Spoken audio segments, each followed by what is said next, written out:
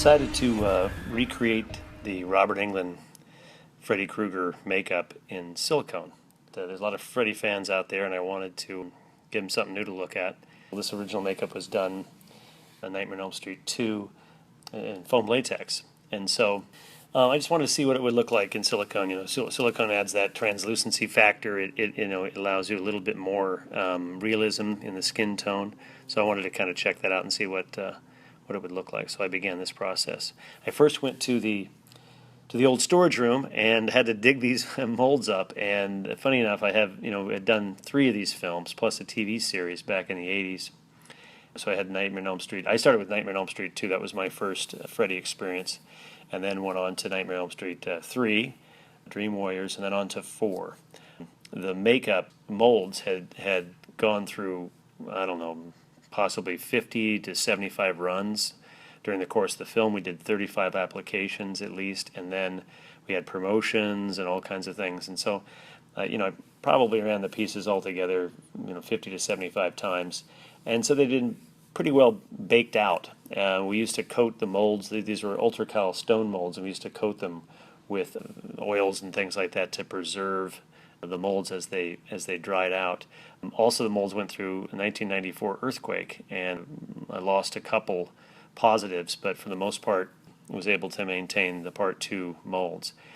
I picked the Part 2 molds to do because I think it's my personal favorite Freddy makeup out of the 3 that I did.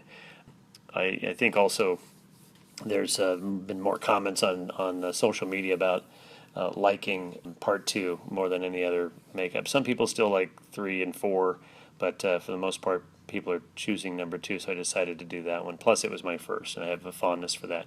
When we got into Part 3, the director wanted Freddy to look more like Robert Englund, like he was turning back into where he first started as Freddy Krueger pre-burn.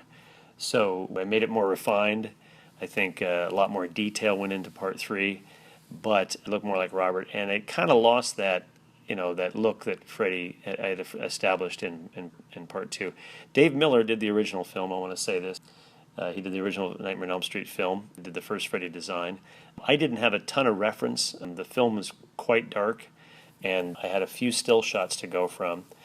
And all I really wanted to bring in was give the face more structure, so more bone structure. I always thought Freddy with the hat, it was like a witch's hat, and that his glove was like witch's nails and claws. It reminded me of kind of Margaret Hamilton in The Wizard of Oz. And I thought, how can I bring that more witchy look back, like a warlock witchy looking structure to Robert's face? So I gave him more of a hooked nose, and I gave him cheekbones and brow bones, and sunk his eyes back into his head a little bit more, just to give him that witch look and more like a skull. And so that's what my approach was when I first got the job.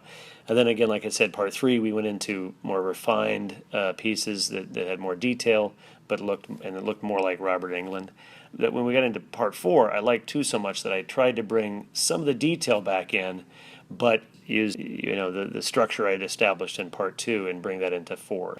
But I think by far this is my favorite, and that's why I decided to recreate this one. I had a great time applying this to Robert. He is a character. For all those out here who've met him, he's a wonderful person because he tells stories constantly and kept me laughing all the time.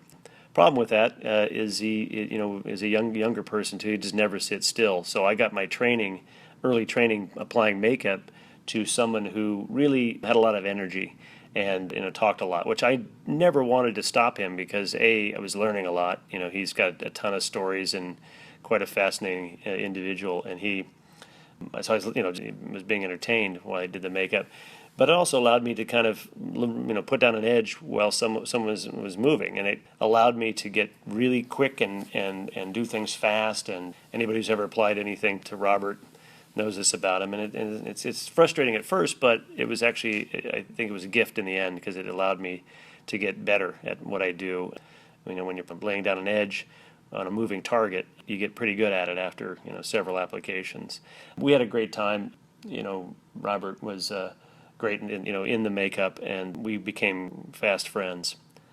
The last time I saw him was recently. I saw him at Monsterpalooza, and I hadn't seen him before that for, I don't know, over a decade.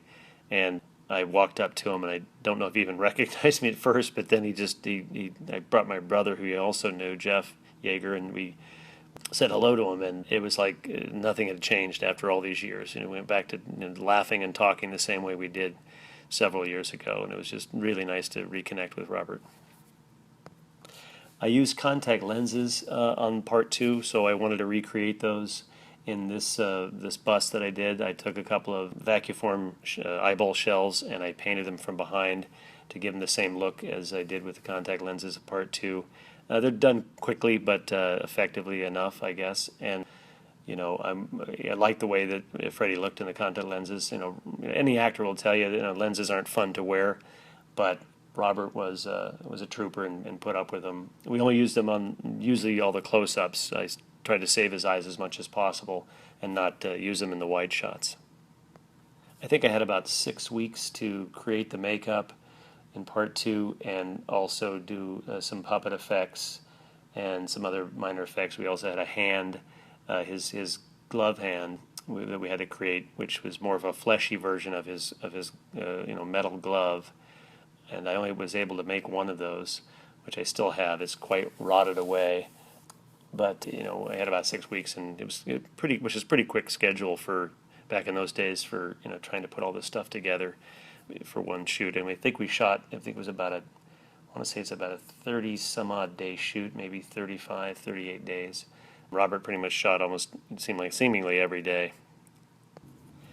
My career's been quite full of makeups and creatures and bodies, and I've gone on to direct and produce and write, which has been a lot of fun. But as you get older, you certainly go back and think about the first things you did and when you were young and eager and excited. And I can't help but to always smile and think fondly of this character and watch him, Freddy, grow into this huge thing. It has been fun to watch, and I'm so glad that the fans still appreciate him after all these years. Never sleep again.